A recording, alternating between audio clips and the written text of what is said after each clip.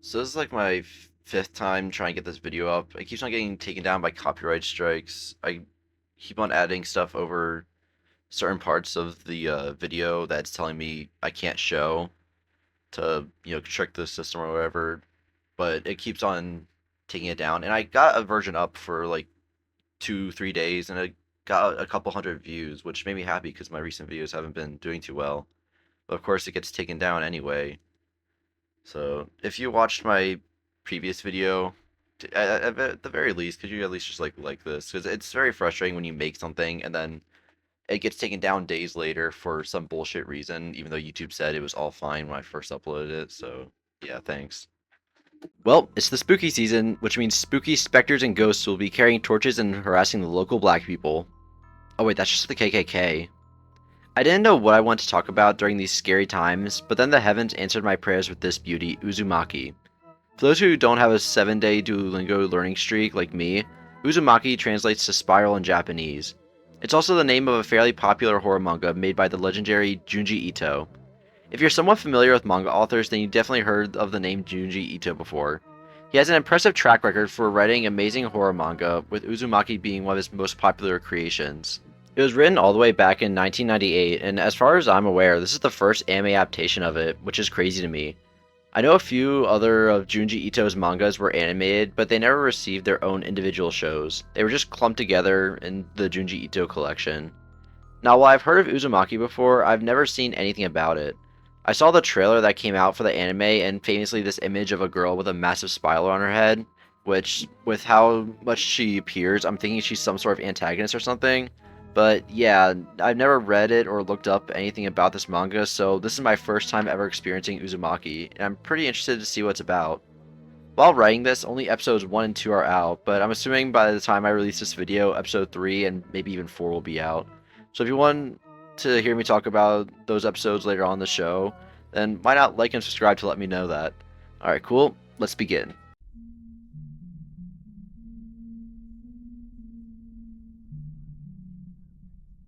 Right off the bat, before I say anything else, I really love the art style of the anime. It sticks to a black and white manga-esque aesthetic, which I think looks amazing. I know the anime was delayed several times, but there's nothing wrong with that if what we end up getting is quality like this. The first shot of this girl walking looks so fluid and amazing, and that fluidity lasts throughout the entire episode. More studios need to realize that delaying projects can really help increase the quality, which in turn leads to more people watching the show. The animators behind Jujutsu Kaisen, Mappa, were apparently animating episodes hours before they were released because of how rushed they were. And the dip in quality because of this is really noticeable. One of the biggest criticisms for Season 2 was the poor animation, but if Mappa had just simply delayed the release of the season, things could have looked a lot better.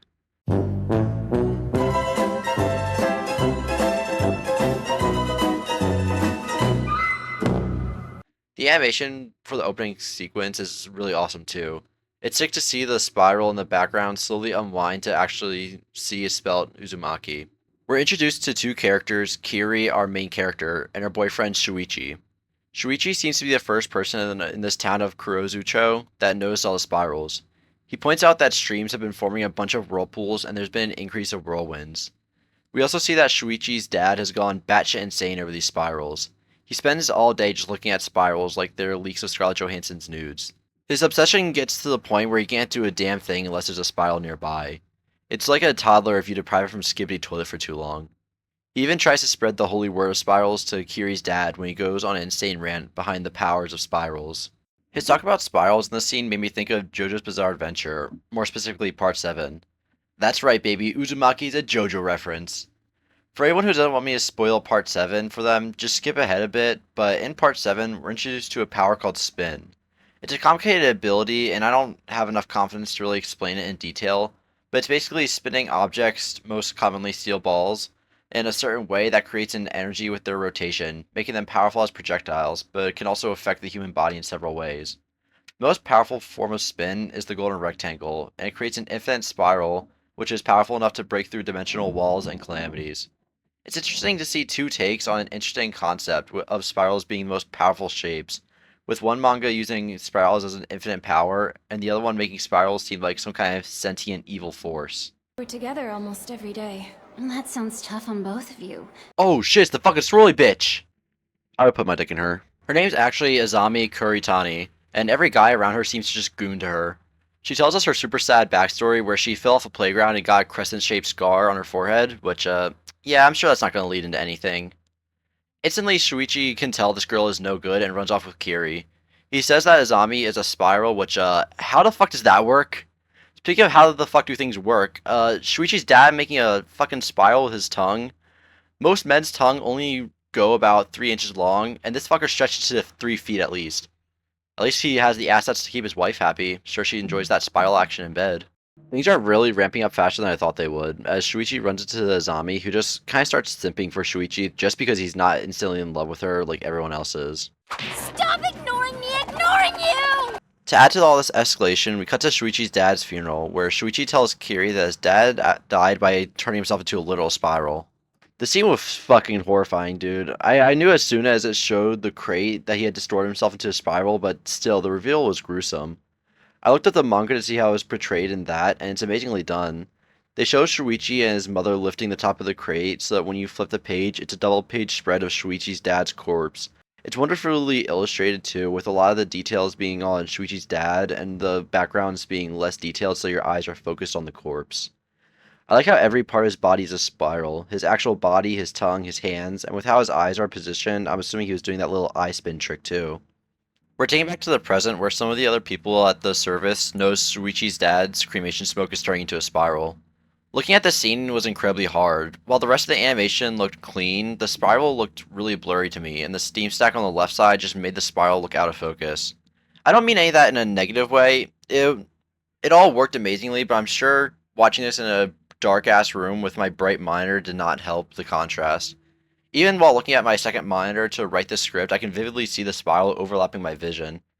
It's kind of hard to explain, but seeing it in the corner of my eye is messing with me. Oh god damn! Now I understand how spirals drove this dude insane. Shuichi's mom starts to have a meltdown when she can see her husband in the sky. The smoke starts to take the form of Shuichi's dad's face, and it's pretty creepy. When the screen cut to his face starting to smile, I got an eerie feeling and just said out loud, "What the fuck?" Shuichi's mom then goes insane and then leaves in an ambulance, which, these spirals have no reason to be making other people go crazy. Azami shows up to talk to Kiri, but then the wind blows, revealing her spiral scar on her forehead has turned into a literal spiral going into her head. I still put my dick in it. There's also a neat little animation detail where after Azami turns to run away, she leaves a spiral in the air for a second. I checked the manga to see if this was a detail that was also in there, or if it was added for the anime. I know it's a small thing, but it's just something I wondered. But it looks like this entire scene was an anime-only scene, which is nice to see the animators adding small things like that with this level of detail. But at the same time, it seems weird to add a scene to reveal to Kiri that Azami is actually a spiral, if that's not what happened in the manga. I'll trust the process for now. This isn't really a make or break thing. It's just something small that I thought of. This detail also appears in the next scene outside of Kiri's school where you can see just 2 spiral markings on the side of the building. Once again, something small, but it's something that I appreciate. The scene introduces a weird, retarded looking dude named Katayama. He looks like a slug with how slimy his body is, and whenever he walks, it just makes a squishing noise. He's not just mentally slow, but is actually slow as he takes forever to walk to his seat and reacts incredibly slow to hit a spiked volleyball. Everything about this guy just disgusts me. He reminds me of Treble from One Piece, just in the way that he's constantly secreting slime. After making his team lose in volleyball for gym class, one of his classmates thinks it would be funny to take off all his clothes and put him in the middle of the hall. How is that funny? I have no fucking clue. The dude was probably thinking, haha, look, I forcibly removed this retarded kid's clothes, and now he's naked in the middle of the halls. Doesn't that make you gay? No! There's a spiral on the dude's back, so I guess I was pretty close when I called him a slug, since it looks like this guy's gonna turn into a snail. We check up on Shuichi's mom again, where she pulled a Saitama and lost all her hair. Actually, I guess that's not a fair comparison. Saitama lost his hair, she cut hers off. She was really traumatized by finding her dead husband's corpse and seeing his smoke spiral in the sky to the point she can't see any kind of spiral without going insane. It gets to the point where she starts cutting off the tips of her fingers because of the spiral pattern on the fingerprint, and she gets insane where she sees someone's hair because of the whorls in it. The final scene of the episode is really horrifying. Kiri runs into Azami again, where she reveals part of her face has already become a spiral, and her eye gets sucked into it. I'd still put my dick in it. Azami then meets up with Shuichi and this random simp of hers, where she goes from Shuichi's simp to Shuichi's stalker. She has this guy that's in love with her bring Shuichi to the playground so she can see him again. I don't know what she planned on doing with him when he got there, but the guy gets pissed when Izami didn't plan on keeping her promise of going out with him if he brought Shuichi. So he nabs her hat, showing that most of her face is now a spiral. I still put my. This guy then puts his hand near her face, where he's sucked up and twists into a spiral and then pulled inside of Izami. This scene had to have been someone's vor fetish awakening. Like I'm telling you this right now, the one dude out there saw this comic panel and was like, "Yeah, I'm into that shit." Azami herself is then pulled into her own body, and I'm assuming she dies. I honestly didn't expect her to die so quickly. I thought she'd be present throughout the entire series with that spiral on her head getting worse over time, but it only took like 2 days in the show for it to get worse. I don't know if she comes back or if she's really as important as I'm making her out to be. It's just whenever I see something about Uzumaki, I just see this image alongside it, which just tricked my brain into thinking Azami is one of the most important characters, and I can't believe that she's already dead. That or just because of the simple fact that I want to rearrange her internal organs. But she's gone, and that's the end of Azami and the first episode. A lot more happened in this episode than I thought would, because I'm used to first episodes of animes having like one or two important plot points before they roll the credits. But that wasn't the case here. This episode adapted the first 3 chapters of Uzumaki, which only has 19 chapters, I believe. And from what I've heard, it only gets worse. So let's move on to the next episode instead of wasting time here.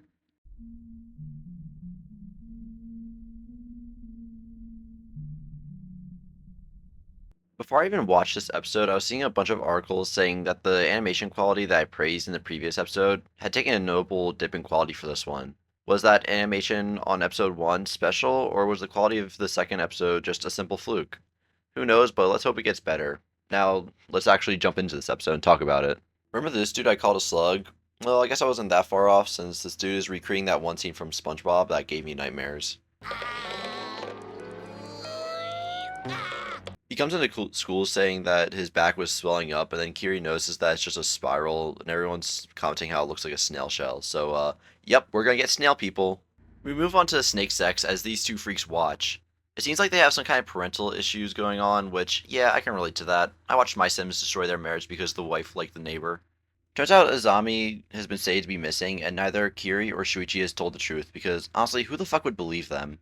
Yeah, so Sky got sucked into her body after her head turned into a spiral, and then she just kind of absorbed herself. Ma'am, are you high? Other people from Kurozucho, when they're cremated, have apparently been turning into smoke spirals too. But it's only people that are from Kurozucho. Even if you don't live there anymore, their cremation smoke turns into a spiral.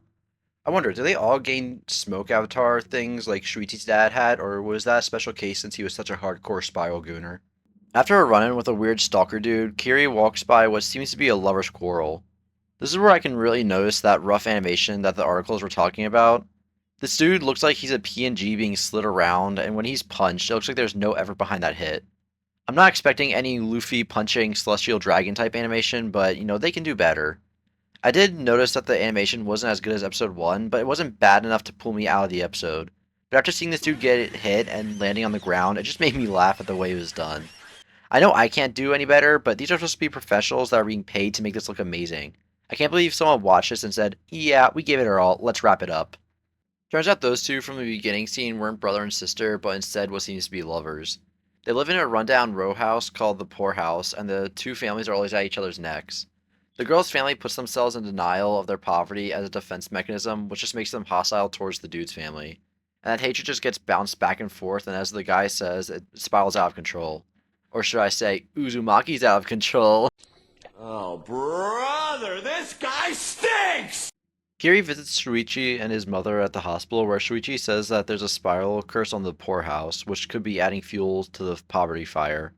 Imagine your family is in financial ruin, and your next door neighbors are obnoxious and pretend they're not in the same boat as you, so you tussle back and forth with them, only for some random dude to go, oh yeah, that's because they're cursed by a spiral. Also, Kiri's hair is getting long. I have a feeling that's going to lead into something, so I'm just going to put that here, and damn, I was right. Right next scene. Didn't even have to wait for that.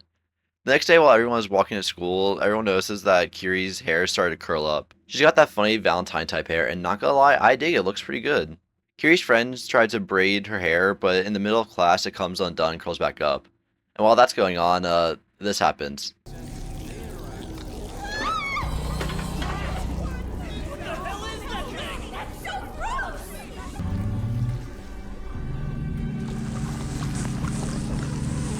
Bro, what the fuck? But what came out first, this manga or I Was a Teenage Gary? After a quick Google search, Uzumaki came out first, but the chapter that contained this, I have no idea. Steven Hilberg had to have read Uzumaki before coming up with this episode of SpongeBob. Like, no two humans think of a concept of a person turning to a snail with great detail without both being completely mentally fucked. After school, Kiri tries to get her hair cut, but her hair turns rebellious and attacks the hairdresser like Love Deluxe. This isn't even spirals anymore, man. Like, these are squiggly-ass lines. What about this is spirals? Kiri goes home where her family tries to help her, but they just end up hypnotized by her hair. How fucking dumb are these retards? It's not just her parents, though, because, like, it seems like her hair just goes around hypnotizing everyone. How do you beat that? This isn't some fictional world where other people have powers. This is sentient hair that can just hypnotize people in a world full of normal human beings. That's just game over, dude. That's great. That's just fucking great, man. Now what the fuck are we supposed to do? We're some real fruity shit now, man. Seems like this one girl in Kiri's class is behind all of this, which I had a feeling she was doing something for a little bit now. It makes me happy to see that I was right.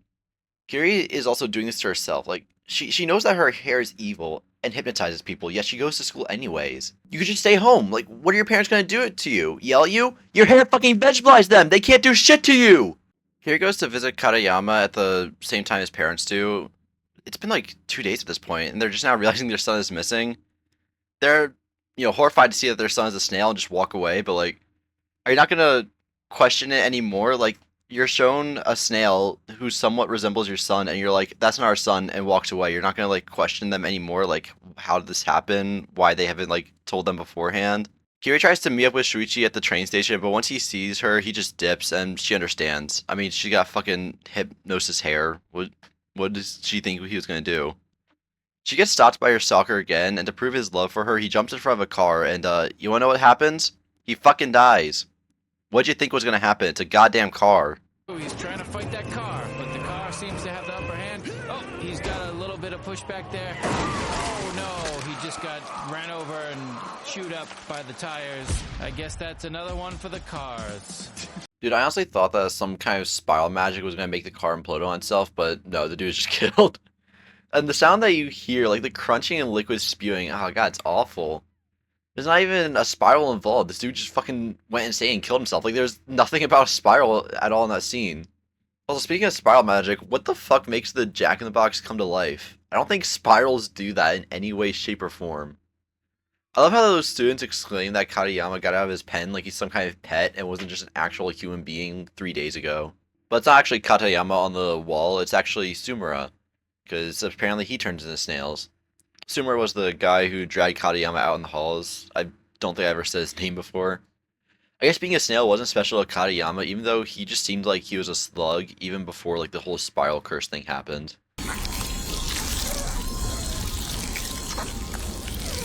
Ugh. Brother, ugh.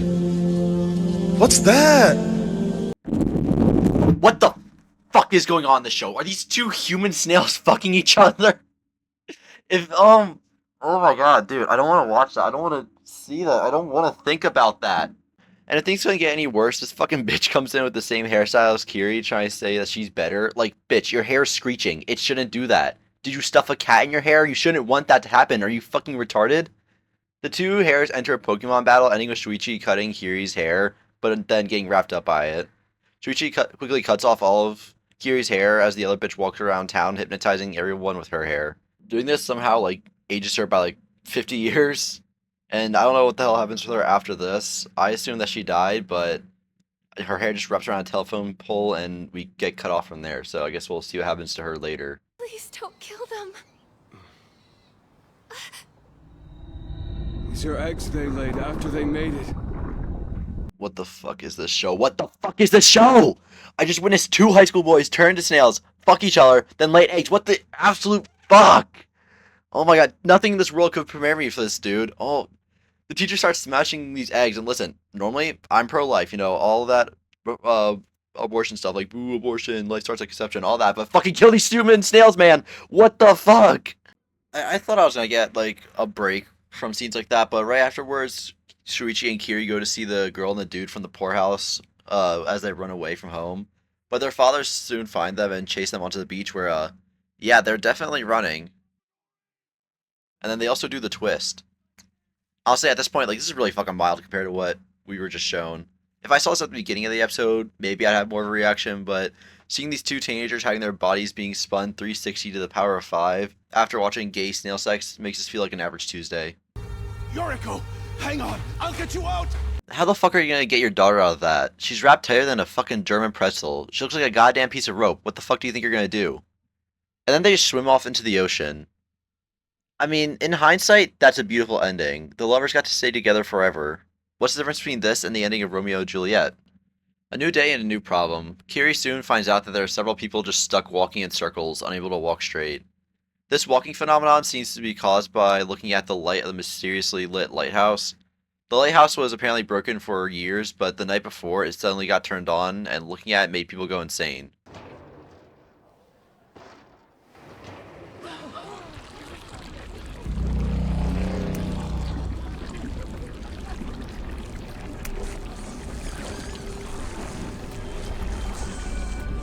Mr. Yokota.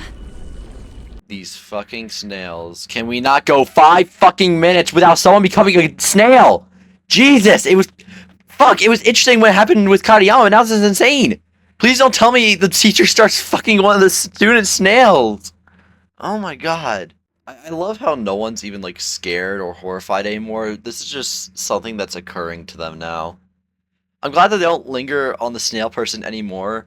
But now people have found a shipwreck on the island with the lighthouse, and while looking at it, Kiri's little brother goes to explore the lighthouse with his friends, so Kiri runs after him. After a horribly animated walking cycle, Kiri finds several dead bodies before finding some of her brother's friends. She tells them to leave as she goes to find her brother, which she does at the top of the tower. Kiri sees that the sun is setting, so she rushes her brother and his friend out of the lighthouse, saying that when the light turns on, it will get very hot. Now, I'm no lighthouse expert or anything, but I don't think that's a thing. Sure, standing right next to a light bulb might be hot, but she's worrying about the heat after running down a story or two or stairs. Like, I think they're gonna be fine. Oh shit, run!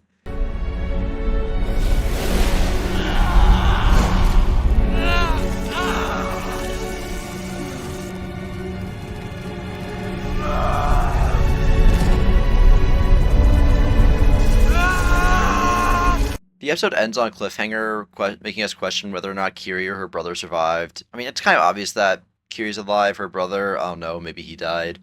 But there's still, like, 2 episodes left of this show, so she's obviously gonna survive.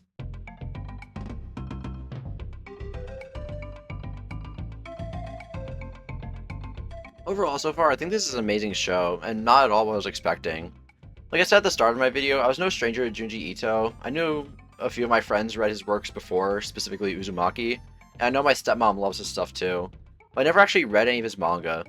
Now that I see the style he works in, I'll probably go out and try to find some other stuff he's written and check it out too.